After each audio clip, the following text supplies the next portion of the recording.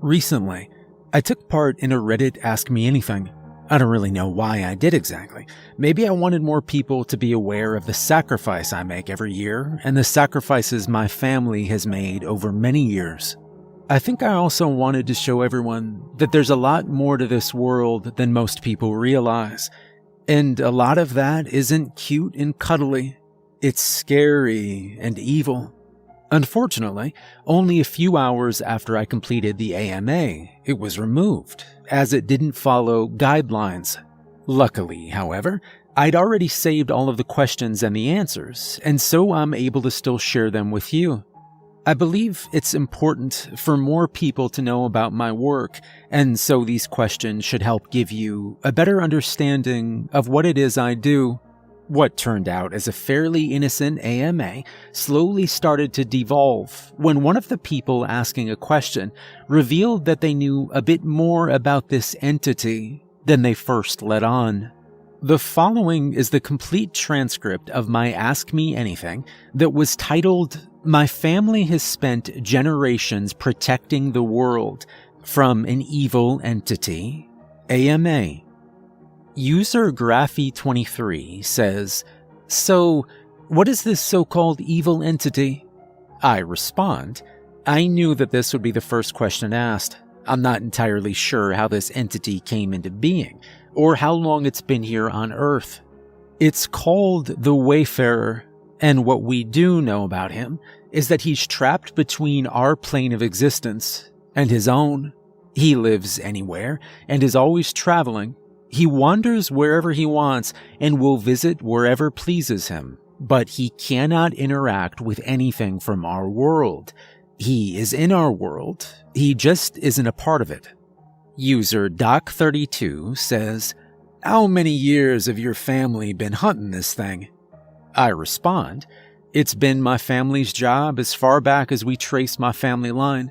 At least 200 years we've been protecting our world from this entity. Currently, it's my responsibility, but before it was mine, it was my father's. My grandma was before my father, and then from there it stretches back for centuries. The responsibility will probably pass to my children when I'm too old to continue hunting." User WordSword says, "What does this Wayfarer look like?" I respond, "There have been many depictions of him throughout time. Many ancient books have mentioned his name. Often people have sighted a figure in the distance, and when they go to approach it, it fades away before their eyes. Some depictions of the Wayfarer show him as an old man with a long, scraggly gray beard and a small top hat and a long walking stick. Others show him as a naked, hairless man with large, deep, black eyes. I have ever seen in an old book a small description that read, 'The old man wandered aimlessly through the desert sand. His tattered clothing was almost tearing off of his body. He made a small click sound with every step, like his knees were making it. As I approached him, he turned and faced me with eyes of pure black, raised his hand, and showed me a strange candle. Then he disappeared right in front of me. I'm still unsure exactly what he looks like, but from what I've read, it seems that appears in the shape of an old, weathered man that carries around a large stick. This may be accurate, or it may not be.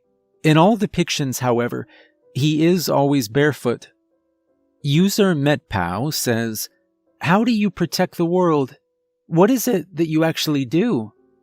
I respond, "Well, every year the Wayfarer can pass one object through his plane of existence into ours.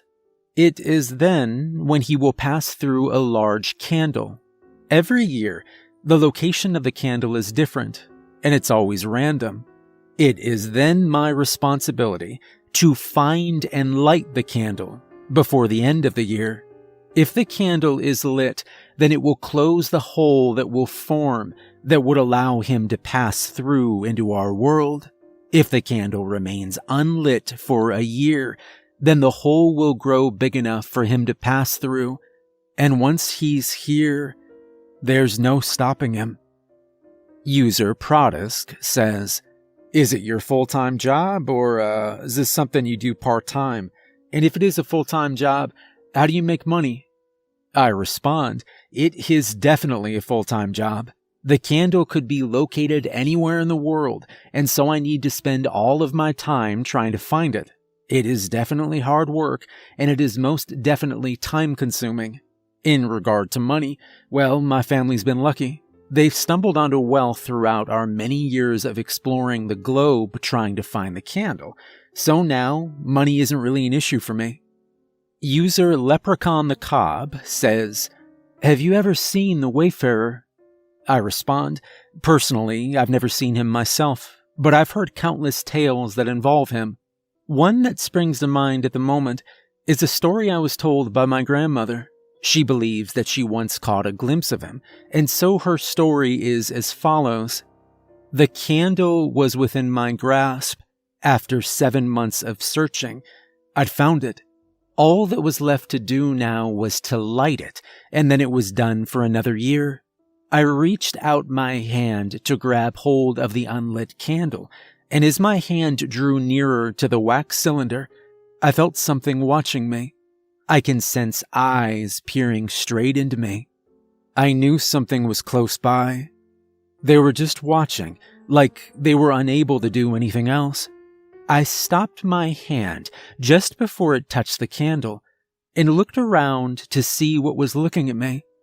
I saw 2 dark black eyes staring at me from the other side of the room. I only saw them for a moment, and then they vanished. I knew it was him watching me. He was disappointed that I'd managed to find the candle. The Wayfarer was angry. User Stuart Big says, how do you even begin to find the candle? Like, it could be anywhere. I wouldn't even know where to start. I respond, that's the other thing about me and my family. We have a sort of gift. We can sort of sense the candle.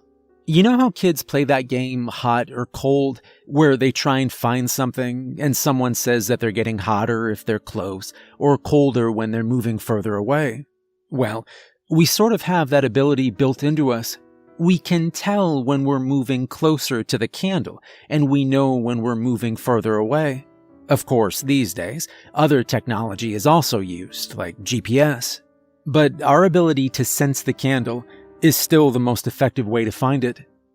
User Whitney Houston says, have you found this year's candle? And what will happen if the Wayfarer makes it into our world? I respond, unfortunately, this year's candle still hasn't been found.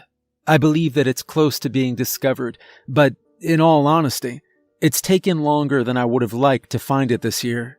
And to answer your other question, if the Wayfarer was to break forth into our world, with him, he will bring chaos and disorder. He will bring cruelty and despair. He will bring death. It's been written that the Wayfarer has no other goal than to spread pain and suffering to wherever he travels to, and it's believed that he will travel across all lands in our world, destroying each one slowly, before moving on to the next. I don't know if this is exactly true, but it's not something I wish to risk. User Mimic43 says, what if this is all fake and there is no evil entity? Would you have just wasted your entire life fighting something that doesn't even exist? I respond, I truly believe that he does exist, and that I'm helping the world by not letting him enter it. I've seen the candles, I have lit the candles, and like I said before, I would rather light them each year rather than just leave it and then find out the hard way that he's the real deal. There are also others that believe in him too. Unfortunately, they wish for his coming. They want him to arrive in our world, and they welcome his suffering. I have never met any of these people either, but I've heard stories about them. They wish for the candle to stay unlit. User Witch16 says, "What's the strangest place that you found a candle?" I respond, "I have found many candles in weird locations. I found one in the Vatican City, in the deep jungles of Peru, and then one was found near the Big Banana in Australia. I really have seen most of the world in the hunt for the Wayfarer's candles." User Vagabond says, "Is the candle a light red color with strange gold markings that run along the entire length of it?" I respond, "Yes, that is it exactly. How did you know?" User Vagabond replied, "I think I've managed to find your candle. I came across it only the other day." I reply, "I would most definitely be interested in coming to check it out. Would it be possible to DM you to find out your location so I can come and have a look at it?" User Vagabond replies, "I don't think that's a wise idea. I found the candle, and I am going to keep the candle. It will remain unlit. I think it's time for the Wayfarer to make an appearance. I will make sure that he is granted passage into our world. You have no idea how long we have waited for the candle to fall into our hands, and now that it has, the Wayfarer will rise. We will witness his birth and his uprising and his untold might and fury. So, if you want the candle, you're gonna have to come get it yourself." It was at this point that I knew that user knew a lot more about the Wayfarer and about the candle than they first let on. I knew instantly that something wasn't right. Like I'd answered earlier, I'd heard of people that actively tried to accommodate for the Wayfarer's arrival, but until then, I'd never actually met someone that would actually want him to be allowed to travel to our world. And what made this whole situation worse was that he also claimed to be in possession of the candle. If that were true, then everything is about to turn to shit. The Wayfarer's arrival could be imminent. I needed to track down this person and find the candle. I didn't know exactly how to do that, but I thought I would try one more message. I sent the following message privately to user Vagabond. "If you are truly in possession of the candle, you need to set it alight immediately, or allow me to come and see it. I promise you, you do not want to see the Wayfarer. I don't know what you think he is, but I promise you that no good will come of you not lighting the candle. And I beg of you, please allow me to see it." I pressed send and then anxiously awaited a response. It didn't take long for a message to come back. It was short, but it was enough to send shivers down my spine. It simply read, "The vagabonds have awaited the Almighty's rise. The candle shall remain unlit, and he will walk the earth." It was useless. The person wasn't going to give up the candle. I was going to have to go and find it myself. I still have until the end of the year to retrieve it and burn it. I still have time.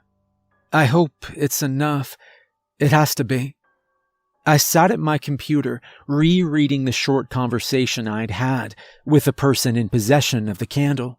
I knew I had to find it, and quickly. I was planning out my next course of action within my head when I felt someone watching me. I turned around sharply, and just for a split second, I saw them.